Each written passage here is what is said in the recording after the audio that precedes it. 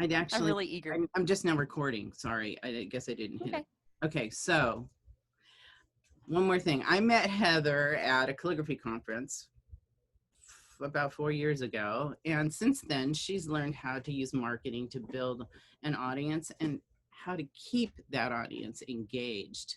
And now we're working together on this platform to help you learn techniques and that promote your classes and your brand. So would you please welcome Heather Liebet Martinez. Thank you, Angie. I appreciate it. Welcome, everyone. I'm going to share my slides in just a minute, but I just want to give you a quick overview of who I am. I look in this room and I see a lot of people I know that are calligraphers, and I see a lot of people, or a few people, that are visual practitioners, so from my field. And so I'll just give a quick overview of how we came to this a little bit. So remember that networking is really important. You simply don't know who others know. So when I met Angie, and I think it was at the Show of Hands conference in North Carolina, she had a camera in her hand and a big smile on her face. And I didn't care to have my picture taken. I'd been a photographer, but I thought she looks like a friendly person. Perhaps we may have more in common. Then on vendor night, she was giving demos, and I think I offered to help her with her booth so she could demo, but I think I ended up having my face so close to her hands as she was working the whole time. I don't know that I really was that helpful.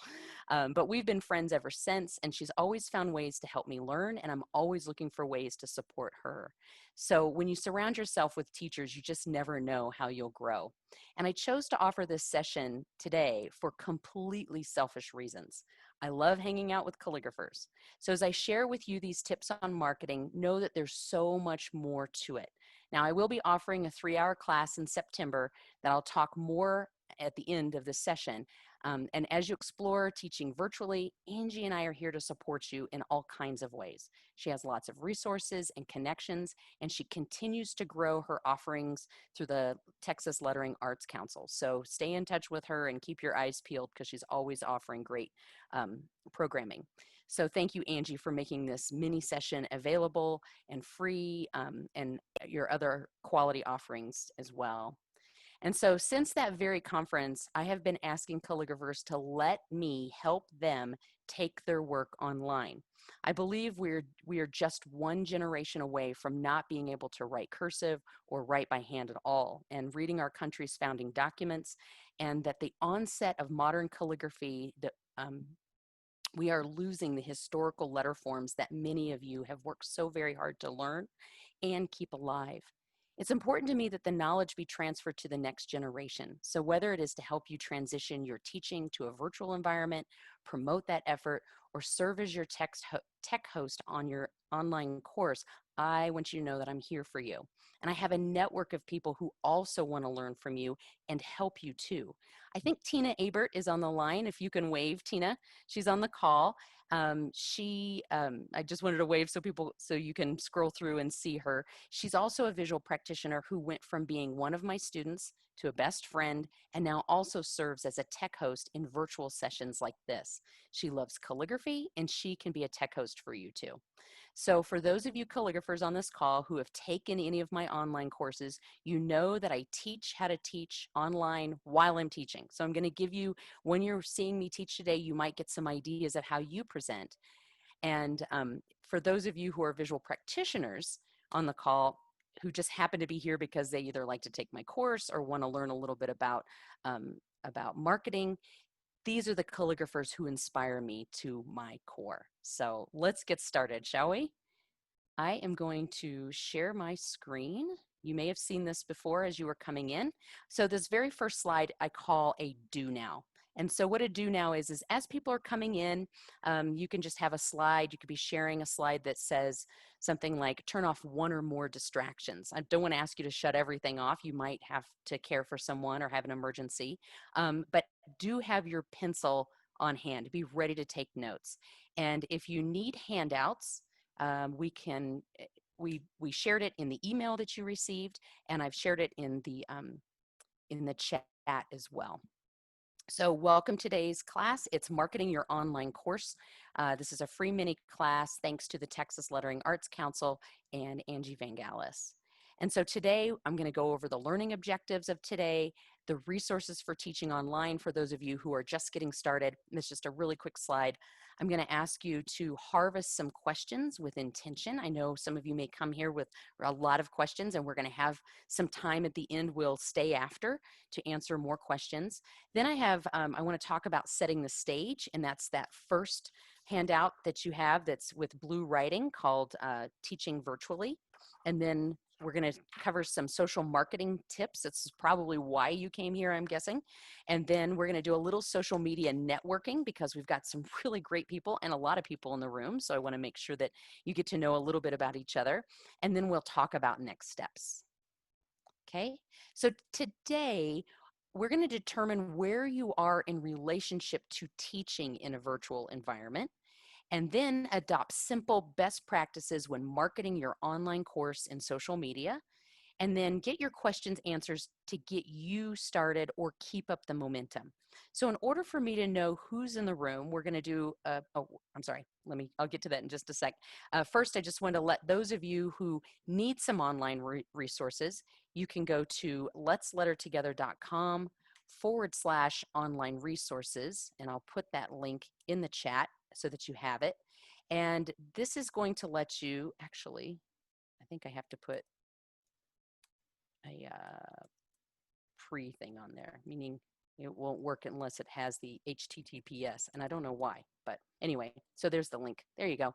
So if you need some online resources like an intro to Zoom or what lighting, camera, things like that that I'm using, it's all right there. And so some of you have already seen that, so you can put in the chat if you think it's valuable. But first, I'd like you to be thinking about the questions that you're bringing here today.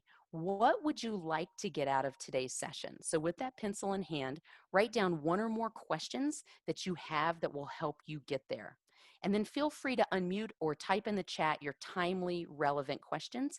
If we're talking about something and you have this burning desire, don't worry, we will have time at the end to answer any of the questions that you have. But if something's timely and relevant, feel free to unmute or type it in the chat. And one of the reasons why I show this slide is because I want people to take responsibility for their learning, but also it's a way to keep people engaged. So let's set the stage. I like to know who's in the room. So right now, this is a slide. We'll have 3 annotation slides. So at the top, if you're on your laptop or computer, at the top of your screen, you're going to see an annotate button. If you're on an iPad or a phone, you may have to go into like the ellipsis and go to more. And then you'll go to annotate, and when you click that button, a little screen will come up, and if you click the stamp button, it'll give you the option of a check mark, an X, and you can just click on the screen. If you have any issues, feel free to, there we go, people are going. You can also use the drawing tool and just click where are you. Do you not currently teach? Maybe you're doing that. Maybe you teach in person. Great, Violet. That's a great way to identify yourself, is to have that arrow. There you go. You can move it around. Do you teach in-person classes? Are you transitioning to teach virtually, or do you already teach virtually and you're ready to market? So this is great. We've got a wide variety of people in the room, and this helps me know who's in the room. That's why I asked the question. So I'll do a countdown of from 5. I clicked like 10 times. Okay, so somebody represented themselves. They got click happy. You'll have a few more. So I'm going to give a countdown. 5, 4, 3, 2, 1. And I'm going to save this. Great.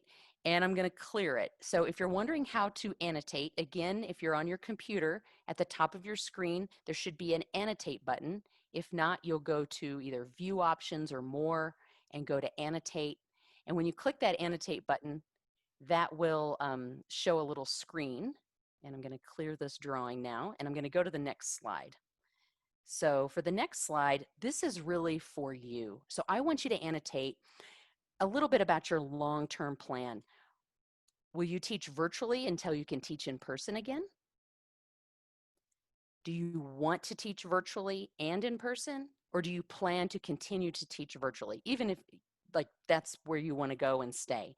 And if you can't annotate, you can always put your answer in the chat. This is just one way to get people involved, and it visually, it gives everybody an idea of who's in the room very quickly. Great.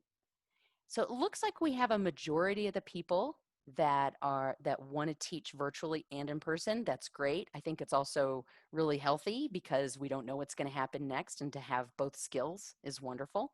And who knows, it might be the new way of learning too. So this is great. And so what I do, again, I'm going to save this. I'll do a countdown of 5, 4, 3, 2, 1. And again, if you weren't able to annotate, feel free to put in the chat which of these. Not that you can't annotate, but which is your plan.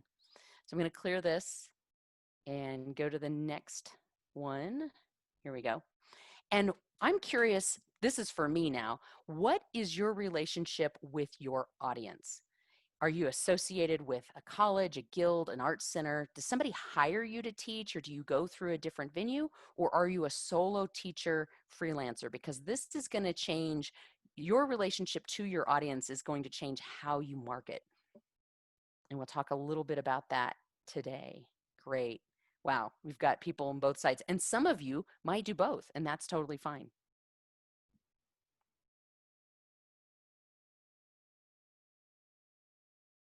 All right, great. And again, if this is all new for you, no worries. If you didn't figure it out, maybe we can stay after. If it's important to you, we can stay after the call and talk about how to annotate. But this again is just a great way to visually get a quiz, like a check-in. I do this even with my in-person classes. I have a big flip chart and I'll ask certain questions, and it's just a way for people to feel like, oh, I belong and I'm a part of this. So great. Oh, I love it. Okay, so we're getting some drawings in, and I know that's a cue that people are a little bored. So we're gonna do a countdown. 5, 4, 3, 2, 1, and I'm gonna save this. Great, and then I'm gonna clear it out. So once I clear that, then I can go to the next. Now, and then I'll ask you not to annotate. So we're done there. So thank you, everybody. That gives me good feedback about who's in the room. So the one of the handouts that you have, and if you didn't have time to print it out, no worries. This is a copy of it here, and you'll also get a copy of it in the email. It's both in the email that you received and the email that you get after the course. And this is just a roadmap. I did it in blue, like a blueprint, for you to be taking notes on, to be thinking about this. So I'll just walk through this. Up where it says goals, I'd love for you to write down, what do you want out of teaching virtually? This doesn't have to be, the biggest goal or anything. It's just write down a couple of things. What would you like to get out of teaching virtually? And then I'll walk you through this, but I want you to know that we're going to take a deep dive into this in the longer course. And so down below that where it says where to begin, notice where I wrote offerings. Now, many of you are probably teaching maybe 1-day, 2-day workshops. Maybe you're teaching a half day or evening workshops, maybe once a week at a college, something like that. So be thinking about what you're currently doing and how you want to organize that for virtual. So one of the things you'll need to be thinking about is, how long do you want to be online? What kind of experience do you want your participants to have? And how are you going to break that down? So if you have a syllabus, how are you going to break those down into meaningful, usable chunks? And also keep in mind that teaching virtually actually takes more time. It's a different way of planning.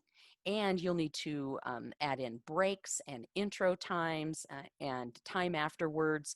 You won't want to schedule something right after because you'll need a break, but also you might want to schedule some extra time afterwards to answer questions and things like that.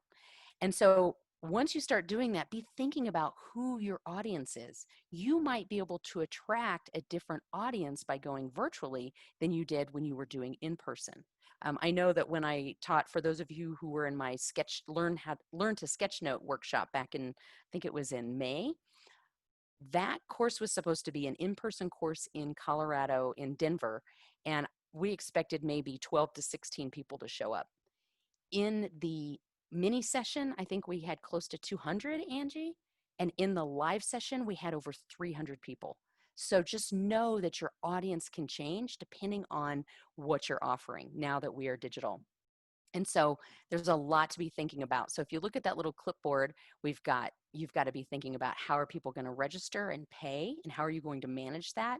I highly suggest making that as automated as possible.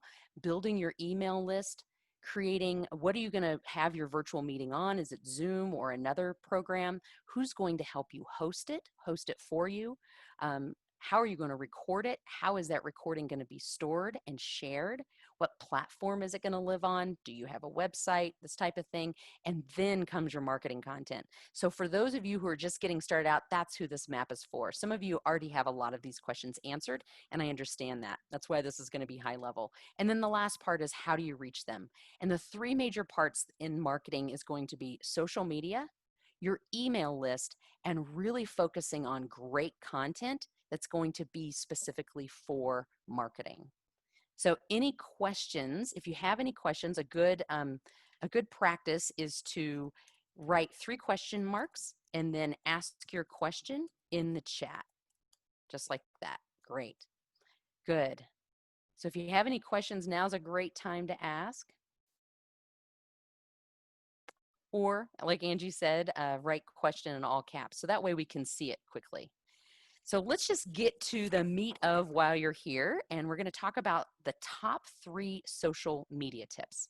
So in the second handout, I've got 9 different tips here, but I'm only going to share 3 today because of time. And I wanted to just give you a bit of an overview of what are some top 3 media tips, and these are some ways that I share on social media. So one way is to share snippets of your process that viewers will value and want to learn more. So what do I mean by that? So I created a video, this was probably, oh my gosh, this is probably a couple of months ago. So if any of you already subscribed to my account or to my email, you'll see it. And I put the link in the chat. And this is just a link to the process video. So you can click it now and then watch it later. But this I put on Instagram. And so what this is, it was just a process video. You'll want to create an outliner script. I did that and I videoed the process. And so I created an 8-minute video for a quick lettering technique that I included in an email to my email subscribers. I try to put the breaking news, all the stuff in the email that I send out to my subscribers first. And then I uploaded it on Instagram in IGTV. It had over 500 views on Instagram, and it brought in more registrations from people I did not know in a single day. And so in the picture that you see here that says Neuland with the big A, I use that just also as a static post on all other social media platforms. And so people like to see your work, they like to see the tools that you use, and they love to see your process. Any questions about that particular one? Great. So Elaine is asking, always require a co-host? Not always. So today, Angie is hosting me, and she is the host. She's hosting because she wanted me to come in and teach and make her audience know about these social media tips and marketing tips, and I wanted to get access to you. But then there's also a tech host. And so that's someone who will make sure everybody comes in and their mics are working or that they don't have any trouble coming in. It might be someone who's looking at the chat to make sure the questions are answered. And it's not necessary, but if you aren't very technically savvy, or if this is your first time teaching online, I highly recommend having a tech host.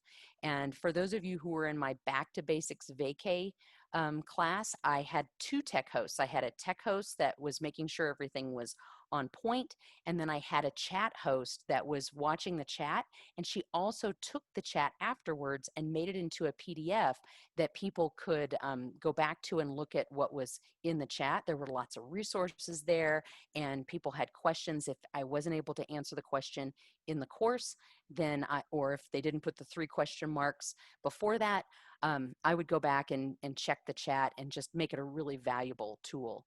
And so I personally recommend having a tech host for my bigger classes, meaning either lots of people, or if it's my more expensive course, then I'll have tech hosts with me. Now for the sketchnoting workshop that I did there where we had 300 people, again, the Colorado Calligraphers Guild was hosting it, but we did not have a tech host. So that was me going completely solo. But I've also been teaching online for 3 years. So yeah, so Angie's asking, Tina mentioned something about the video process. Which app or format do you recommend? Excellent question. So back to that first way of videoing your process, I'm using a document camera, which I'm pointing it up because you can't see it now, but I'm going to use it here in a minute. It's an IPVO, and I recorded it just through Visualizer. It's the program that comes with it. And that turned it into an MP4, I believe, and I was able to upload that to IGTV. And sometimes I'll use a program called iMovie because I'm working on a Mac to edit it down to a 1 minute video that I can put on Instagram just in my regular feed. But IGTV is a different section in Instagram that allowed me to reach a lot more viewers than just my followers. Great. And so Diane saying tech host to verify registration before admitting people to online class. Yes, if you're using Zoom to do registration, you can do verifications. I will tell you now that we have all of these other um, uh, security measures in place, like making sure how you send out the link and then making sure that you have a password to it. That prevents Zoom bombers. So I don't publicly share the links anymore. They go through emails. So I don't really use that time because it takes a long time for people to register. Also, what people register as isn't always what they show up as when they dial in. And so there can be some miscommunication there. Um, the other question was other ways to verify those admitted to class or ones who've paid for it. Yeah, if someone else has the answer to how they verify those admitted to class, you can certainly put that in the chat. I honestly haven't worried about it. My classes range anywhere from small classes of between 8 and 10, larger classes that are paid classes between 20 and 50. But I myself have done that for other people is they give me a list and then I spend a good amount of the time for even while the teacher is teaching, making sure that the people that are in the room match up with the list, but the list doesn't always match up. How do I save the chat for okay, chat of one you are participating in? So in the lower right-hand corner of the chat window, if the person has made this available, and it's not available unless they've set the settings. So Angie made this available to us. If you click that little ellipsis in the lower right-hand corner of the chat window, you can save the chat. You can save it for yourself. But I have the full chat. It doesn't have any of the private chats to one another, only the ones that go to me. I download that and then I format that for my students and then I make that available along with the video. Okay, great. So I think I answered those questions. If not, just go ahead and put 3 question marks and answer and ask again. So the second thing I want to show you is how to use a simple app to annotate and create social squares. And I'm going to show you how I use an app called Snapseed. And you'll notice that little icon next to the word Snapseed. It looks like a little leaf with a gray box next to it. I'm going to stop sharing now and I'm going to reshare using my, oops, wrong one. I'm going to reshare using my visualizer. So right now I'm zoomed in so you can see my phone and um, I have the exposure way down so it's a little grayed out. It's not going to be very bright because I wanted you to be able to see the surface of my phone here. So here's the little icon, that little leaf and gray box with Snapseed. And I'm going to show you how I'm going to make this quick image. And why would I do this? Well, if I want to get something out and it says the time and the date in the actual image and I don't have time to write it out, I can snap a quick picture and do that. So I'm going to start out by opening just the image I had before. What this is a picture of just some fabric that is custom fabric that I created using my lettering through a program called, or through a website called Spoonflower.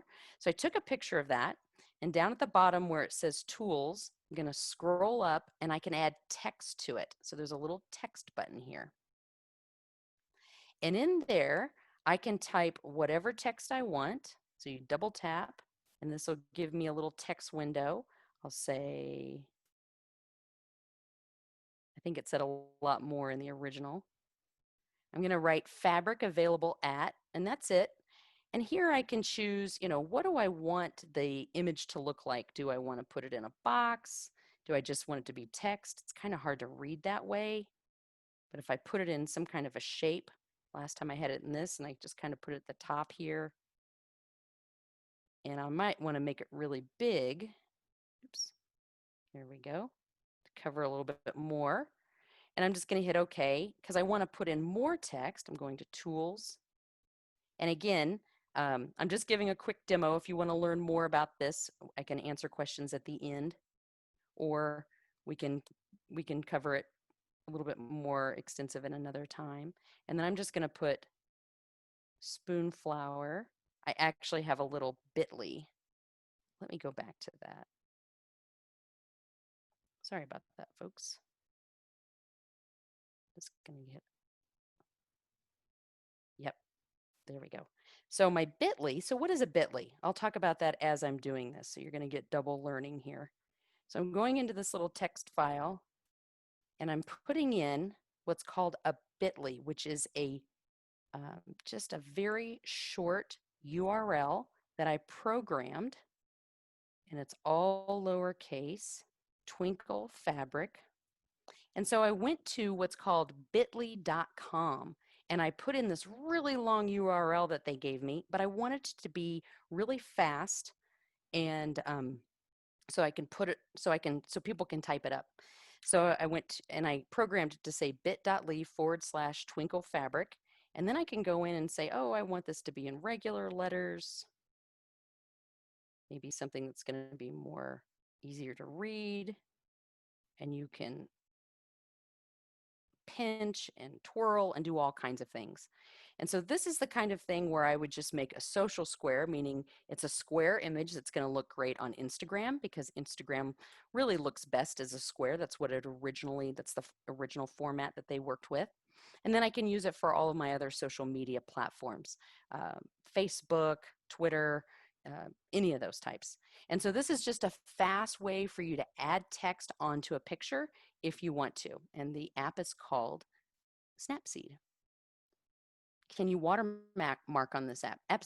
So just meaning you can type your name and any or your website or something like that? Absolutely. And so one of the things you can do, and if you say, oh, I made a mistake, I'm actually going to go back up here. There's a little, it's not really an undo. It's more like here are the different edits that I've created.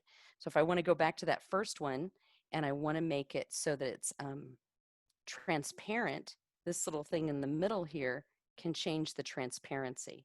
So you can put a watermark on your work. That's a great idea, on your work, so that if somebody steals it, at least it has your website on it or your name.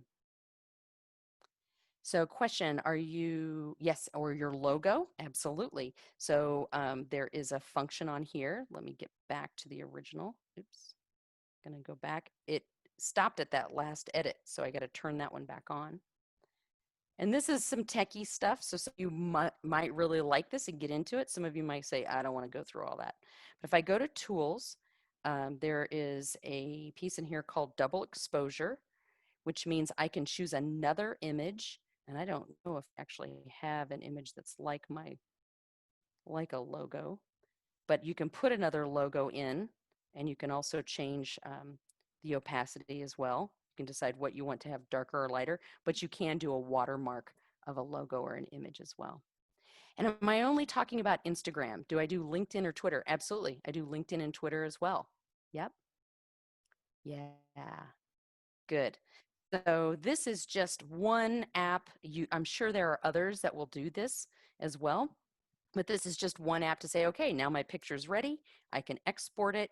I can either save it. It'll save over that original, or I can save a copy.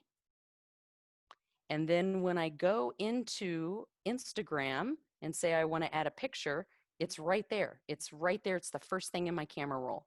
So it's a very fast way to take a picture of something, add a little bit of information, and get it online. All right. Yeah, Spoonflower. I do. I make so I just took some of my letters and I turned it into a repeatable pattern. That's a whole nother class. Take a class on that online. But yeah, I created that in Spoonflower. And then the final piece, that I wanted to share with you is about getting other people to share your share whatever you're doing with you. So let me start over. I was just looking at my notes here. So an important piece here is to foster a following and encourage your students to post on your behalf. Have them tag whatever you're doing for you. So what do I mean by that? So in my class, and you'll see in the handout, there's a little picture, and I did not take this picture. This is a picture of one of my students, and you'll see that she has written some letters here. This is from a class that I was teaching. And then she took a picture of it in relationship to the screen where I was teaching. And she wrote Friday, which I thought was kind of cute. I hadn't heard of that term before. And then she posted it and she says, "Oh, I'm so excited to be taking this lettering class with Heather Martinez." And she used my handle and she hashtagged Let's Letter Together. So what do I mean by handle and hashtag? So my handle is whatever your handle, you've got handles too if you're on social media, will be that @ symbol and then whatever you've named yourself. So I'm going to put this in the chat so you can see mine. It's Corp Graffiti Art. I wanted people in corporations, professionals to know that I can come into their their buildings when we were all doing this in person, and I draw all over their walls. So the graffiti part is a little bit of drawing on walls, a little, I do more than just graphic recording. I can also do art as well. And then I have these hashtags, and they are related, directly related to my website, my book, and my free offerings. So other people use it too. Let's Letter Together, pretty common term. Lettering Journey, very common term. And Lettering Tips Tuesday, I'm sure there's other lettering artists out there that also offer programs on those days. But if you go to those hashtags, you're going to see some people, I'm just one of many people who use those hashtags, but that's not as common as, say, hashtag lettering, which there's probably millions. You would get lost in there. But when I do have people hashtag and use these, I can go in there and look for them, and maybe I'll repost what they've done in my story in Instagram, or I can leave them feedback. It's just a great way to keep that social connection across platforms. All right. So how's everybody doing? What kind of questions do you have? I know I just covered a few things there. Looks like the answers are also in the chat. That's good. Thank you, people, for answering each other. Great. So these are just 3 of 9 that I'll share in the longer class, but I want to keep going, and I want to talk about how can we, oh, and these are my handles and hashtags here. And so the handle that I shared with you, that @ that was something that I chose from the very beginning when I started being a visual practitioner. I use it on Instagram and Twitter. And on Facebook, it's actually spelled out Corporate Graffiti Artist. But I still use the hashtags on all the different platforms. I'm also available on LinkedIn as well. And so now I would like for us to do a little social media networking. And I'm curious, Angie, if we can break out into breakout rooms. I didn't ask you this, and I don't see that option. Oh, I guess I have it. Let me look here. Okay. You If want you can, I would love to get into groups of 4 to 6 okay. people. 6 people. And if you have time now, what you're going to want to do is you're going to want to exchange your social media handle. You might type that up and maybe not hit return yet in the chat, but I want you to be able to share them with one another. And I'm going to put some questions in the chat that you'll be able to follow. Okay, here we go. Wait. Before you do, let me put this. So I got a few things. So Okay. before she puts this into rooms, I'm going to put this in the chat, and they're questions that I'd like you to answer. And it's just, what is your social media channels? And I'm going to give you a list of different social media channels. And these are things for you to consider while you're in there. So you'll still be able to see this chat, but once you share with each other your social media handles in the chat, it will stay in yours, but it will not come back with you in the group. So it's not going to be shared with anybody else. So you'll still see the chat here. What are your social media handles? Go ahead. Don't put them down yet. Wait till you get into your groups. And then also share with one another your websites, and if you have any email newsletters. This is just for you to get to know each other and to also see what other people are doing. Okay? So wait to share them. Don't share them yet. And Angie, are you ready to put people into rooms? And how long would you like the duration to be in the? Let's do this for, is it 4 to 6 people? Yes, we have 4 people. Cool. Yeah, in each room. Okay. So let's do like 7 minutes. How's that? We'll do 7 Great. minutes, and there'll be a Yeah. countdown. Okay, And ready? then you'll get a little counter. And so when you get ready to leave, you can save your chat when you before you come back. And remember, that's those 3 ellipses in the lower right-hand corner. You can save your chat if you want to remember other people's handles. All right. Ready when you are, Angie. Okay, here we go. If you shared your hashtags in the chat, they came with you, but nobody could see everybody else's. I'm guessing. Yeah, there we go. Good. And if you saved them, great. If not, you can always save them now. But I only see the people that shared in my group. All right. So the hour goes fast. And I think that we actually is everybody back now, Angie?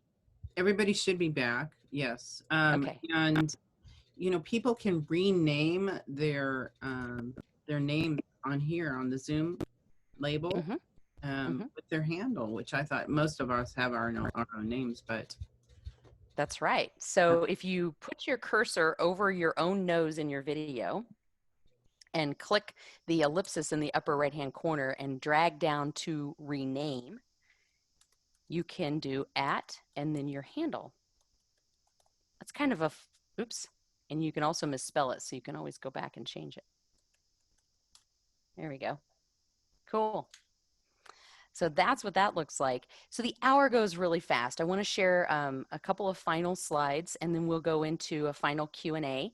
And this is a slide that I love to share with students because I want to integrate what you've learned. So thinking about what you've learned today and reflecting on it, I know it's been a very short hour. What are some of your key takeaways? And I always say write those down, pencil to paper first before ever sharing them in the chat, because it really, you won't get inspired or influenced by anybody else in the chat, but go ahead and take a few notes. What are some of your key takeaways?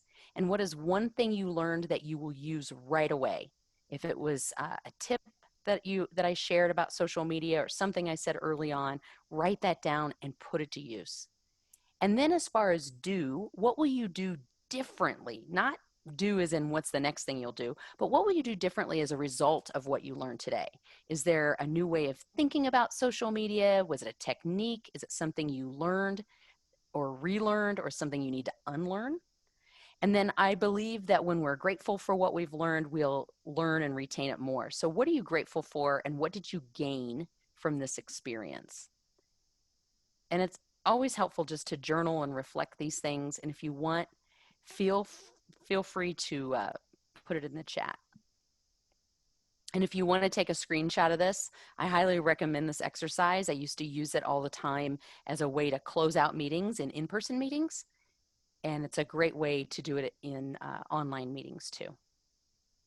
Awesome. Glad you guys like Snapseed. I use it a lot. And it's a way, if you don't have Photoshop or something like that, you can also go in and change some of the settings in a photo to be better exposure or more contrast. I didn't show you all of those, but there's lots of things you can do in Snapseed that's a little bit like Photoshop, but it's all on your phone.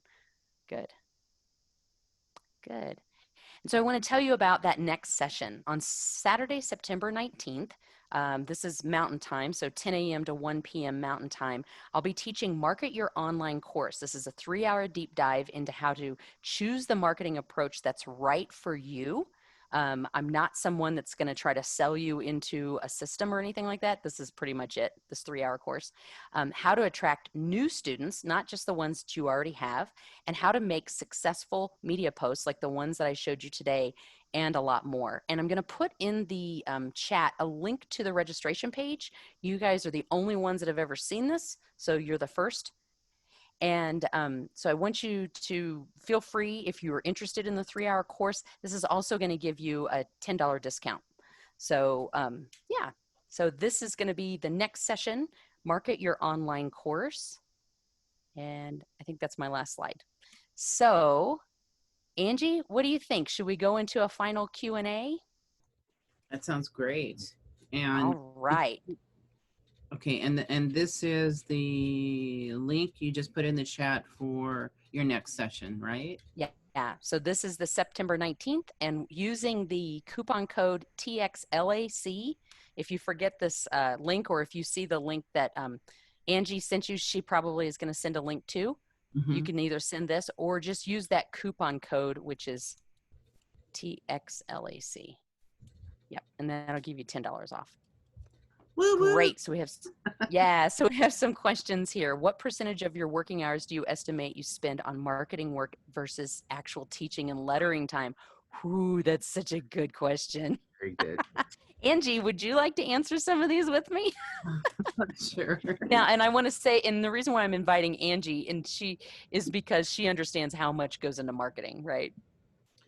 Yeah. Well, when it depends on how, detailed you are in your communication to your audience. Yeah. But you better spend you'll plan on spending at least 4 hours on an email, minimum, maybe even 8 hours building your email, if it's really an informative kind of email. But also in this platform, what we do is we take and we announce it, we set up a registration site and landing page.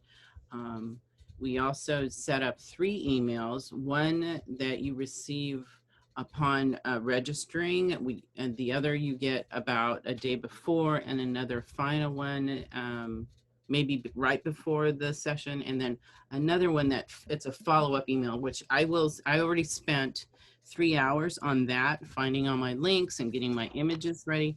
All of that takes a lot of time, and I will add too, I worked quite a bit with Paul Antonio, and he's probably going to hit me on the head for this, but 6 to 8 hours a day, because he's always posting. He's a really good example of how fluid you can be on Instagram. So you will spend at least half of your time or more on marketing. Yeah. Very, very important. So I'm glad that you lined those out, because it gave me a little bit of time to think about the answer. And I'm glad you said what you said about a day, because I do a lot more than just teach online.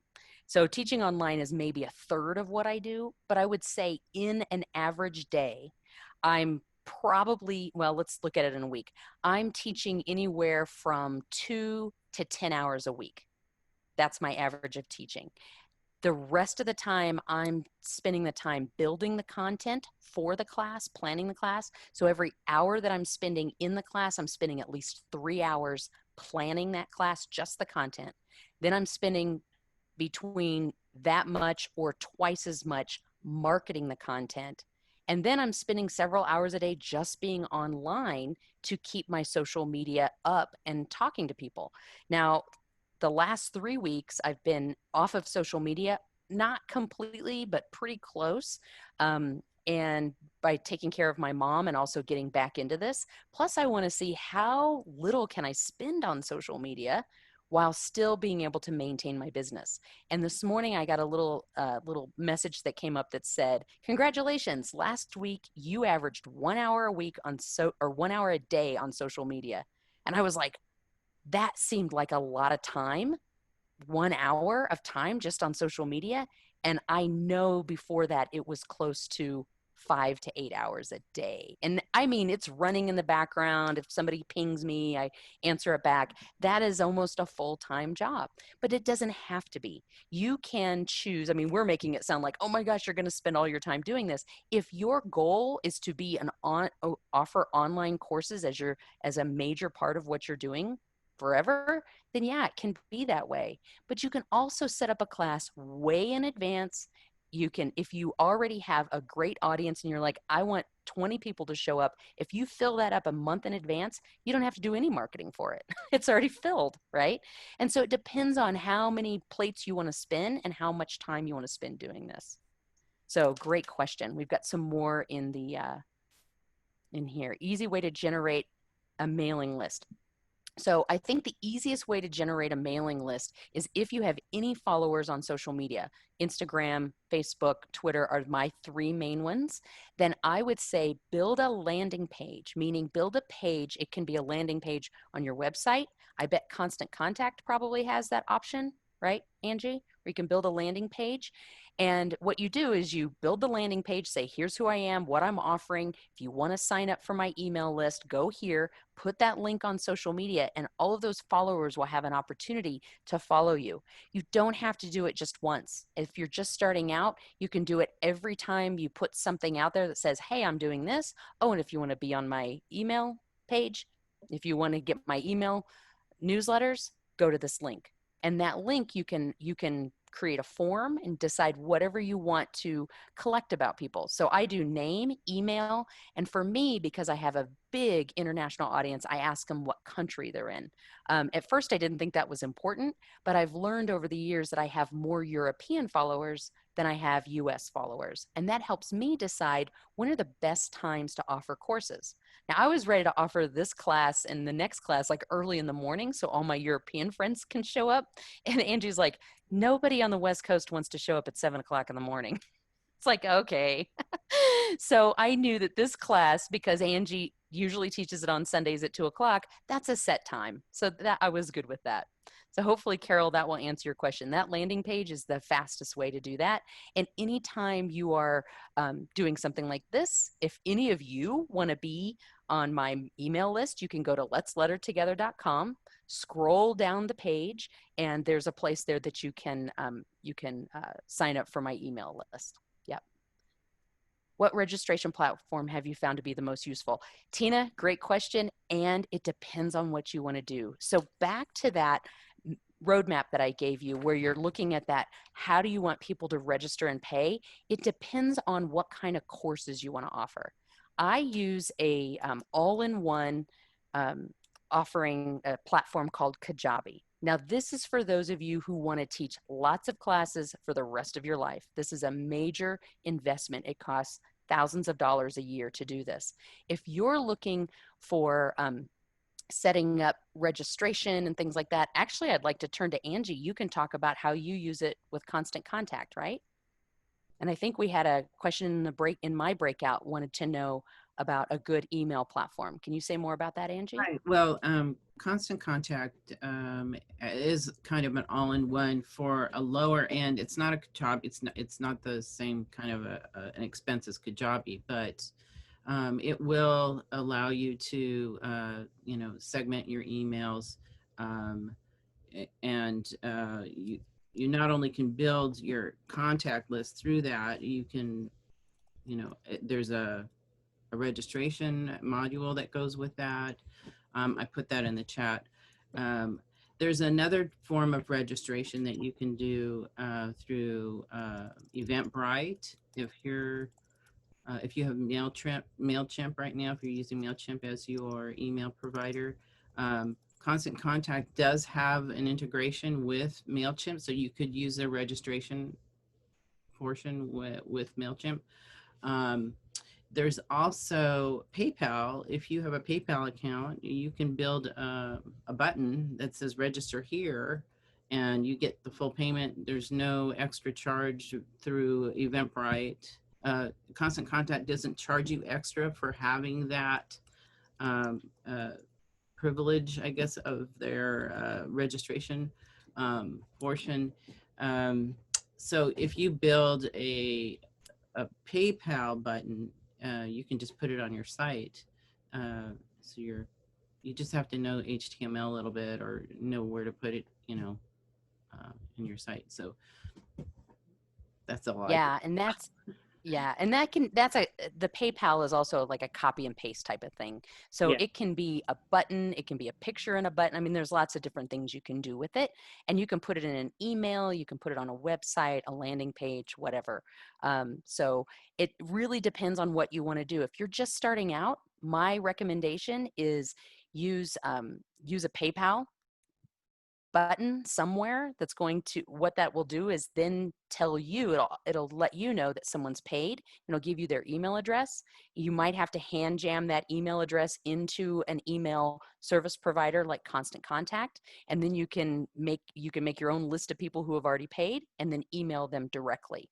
And then create your if it were me, if I were just starting out, and this is actually how I started out with a few of my things, is have the meeting on Zoom, record it, and then upload it to YouTube in an unlisted page. And so you'll keep it unlisted. Don't use private or public, but use unlisted, and then share that link out with the people that are in the course. And you can choose to turn that off or turn that on anytime. And the reason why I say use YouTube is, for right now it's free. And where YouTube is going is it's going to start creating communities where people can share these types of things. So it's going to become more interactive for online learning. And like I said, you can turn it off anytime. And the more people that start subscribing to you, you're actually starting to build the traffic on that platform. Eventually, I believe a lot of the training is going to be happening on YouTube and on LinkedIn. LinkedIn, if we were to future forecast, I've heard rumors that LinkedIn is going to try to create a place where professionals can get very specific trainings, and it's going to kind of take over where universities can't fill in, especially in the virtual space. They've already But for, that yeah, they do already. Yeah. they bought lynda.com. They merged Ah, that's called Linda Linked or something. I don't know what it is, but yeah, yeah, there you go. they merged, right? Yep. Yeah. So talking about storage requirements, great question, Judy. Can you say more about that? That's another thing. YouTube, I don't know what the maximum is, but I've put up 2-hour sessions there. I will tell you that I have a workflow on my computer that if I download a video, I need to put it somewhere quickly, meaning I do post-production. Sometimes I add intros and outros, sometimes I add music, it depends. Other times it's just taking out the technical glitches just to make it shorter so that people that are watching don't have to watch all of that. And then I get it wherever it's going, whether it's Kajabi or putting it on Dropbox or on an external hard drive, and I try to get it off my computer as soon as possible. Those movie files, video files take up a lot of space. Yep. Right. Yeah. Thank you. Yeah. Okay. Any other questions? Now, going back to that one of those first slides where I said, write down your intentions for this course. I want to make sure you get out of it what you need. We'll be on the line for just a few more minutes. So whatever questions you have. What time is the class on September 19th. So it's from 10 to 1 Mountain Time. So that's 11 to 2 Central Time. Good. How do I edit my video for YouTube? So I use iMovie, and it's very simple. I'm sure there's probably a PC equivalent, and I'm literally just taking things out. I'm not doing, I might add some titles to some of the scenes if I'm introducing someone, or if there's a reference or something. I used to put in, every time I would reference a tool or something else, I would put that in as a title. That takes a lot of time. Now I just use all of that. I use the chat to do that.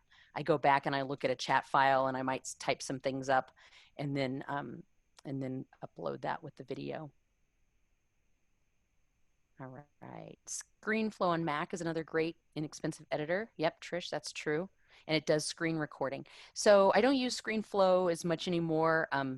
It's just another thing. Screenflow can also be helpful while you're recording. It can record whatever's on your screen. I used to use that in the beginning. Yep. Yes, the 9/19 class will be recorded, and this is what's interesting. I'm offering this the way I offered my Learn to Sketchnote class. So it'll be live. The recording will be there, but the recording is only going to have me in it. It won't have anyone else. You will be able to see me. I'll be able to see you and interact with you, but I'll edit everybody out of the final recording, and that's what will be on the online course. So it's going to be both. It's live, and it will be online that people can purchase after. So if you like it and you think somebody else could benefit from it, you could let them know about it too. And that's just a way I'm offering some of my classes now, because I'm finding that sitting down and recording a online course takes a lot of work, and it takes just as much as it does to do a virtual course like this that's live and recorded. So I just spend the time that I would spend doing a recorded prior course, I just spend that on the back end to do the post-production. All right.